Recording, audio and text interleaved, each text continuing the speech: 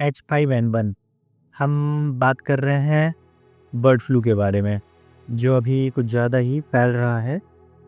तो अभी तक ये देखा गया था कि H5N1 जो है सिर्फ़ बर्ड्स में फैलता था।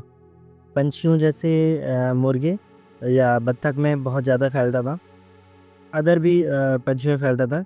लेकिन अभी इसके वायरस के अंदर कुछ ऐसे बदलाव आ चुके हैं और अभी आ भी रहे हैं जिससे ये ह्यूमन में मतलब मनुष्य में और साथ में कुछ जानवर में भी फैलने के चांसेस सबसे ज़्यादा हो चुके हैं। जानवर में जैसे गाय, घोड़ा और बकरी, साथ में कुत्ते, बिल्ली, इन सब में फैलने के चांसेस सबसे ज़्यादा हो चुके हैं। कारण क्या है? सिर्फ़ ये है वायरस में होने वाला म्यूटेशन। जैसे आपने कोरोना में भी देखा था कि ये वेरिएंट आ चुका है, कई सारे वेरिएंट आ चुके हैं, अपने अंदर कुछ बदलाव कर रहे हैं। तो ऐसे ही बर्ड फ्लू के वायरस में भी बदलाव हो रहे हैं, जिससे ये ह्यूमन में अभी तक नहीं होता था, तो अभी ये उसमें होने के चांसेस हो रहे हैं। म्यूटेशन पता है क्या होता है? ये समझिए, मैं किसी कमरे में हूँ और पूरी सब जगह घूम रहा हूँ, लेकिन एक दूसरा कमरा है जिसके अंदर मैं नहीं जा पा रहा हूँ, वहाँ पे ताला बंद है।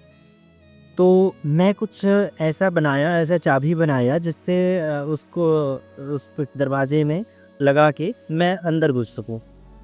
तो सेम यही चीज़ वायरस, बैक्टीरिया में भी होता है, म्यूटेशन। जो ऐसे बदलाव होते हैं जो पहले नहीं हुआ करते थे, लेकिन अभी थोड़ा-सा ऐसे बदलाव हो चुके होते हैं कि अब वो उस दरवाजे के अंदर घुस के उसको भी इन्फेक्ट कर सकते हैं। मतलब ह्यूमन बॉडी में तो घुस रहे थे, लेकिन उसको इन्फेक्ट नहीं कर रहे थे, लेकिन अब बदलाव के कारण वो इन्फेक्ट कर सकते हैं। ये होता है म्यूटेशन।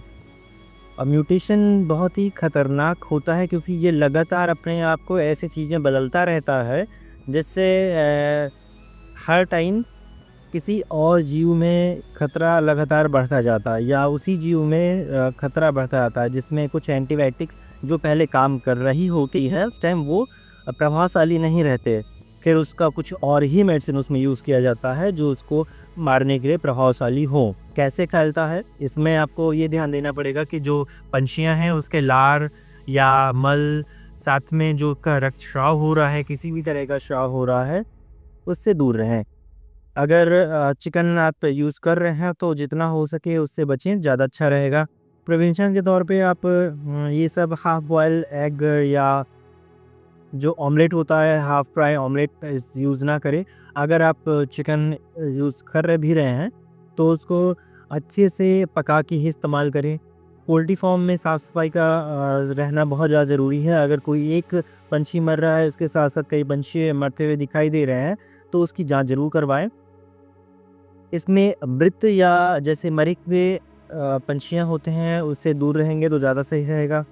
इसमें जो ह्यूमन में जो लक्षण दिखाई देते हैं, अगर इन्फेक्टेड कोई पर्सन हो गया है, तो उसमें जो लक्षण होगा वो सर में दर्द होगा, साथ में काफ़ी तेज़ बुखार आएगा, फिर कम होगा, फिर आएगा, ऐसे लक्षण चलते रहेंगे। साथ में साँस लेने में दिक्कत होगी और कई बार ये होता है कि पेशेंट में उल्टी या दस्त भी होते हैं, लेकिन ये उल्टी और दस्त लक्षण बहुत कम दिखाई देते हैं। लेकिन जो सबसे ज़्यादा लक्षण दिखाई देते हैं, बुखार के, साँस लेने में दिक्कत होती है, ये लक्षण सबसे ज़्यादा नज़र आता है। साथ में खाँसी के चांसेस भी हो सकते हैं। इसमें जो दवाइयाँ यूज़ होता है वो टैमीफ्लू होता है। टैमीफ्लू और साथ में रेलेंजा ये मेडिसिन दिया जाता है जिससे इसका प्रिवेंशन किया जा सकता है। इसमें जो हम टेस्ट करवाते हैं वो है आरटी-पीसीआर टेस्ट और सीरोलॉजिकल टेस्ट भी करवाते हैं और साथ में एंटीजन टेस्ट भी करवाते हैं, जिसके थ्रू हम इसको डिटेक्ट कर सकते हैं कि ये H5N1 बर्ड फ्लू है या नहीं है। Okay, thank you.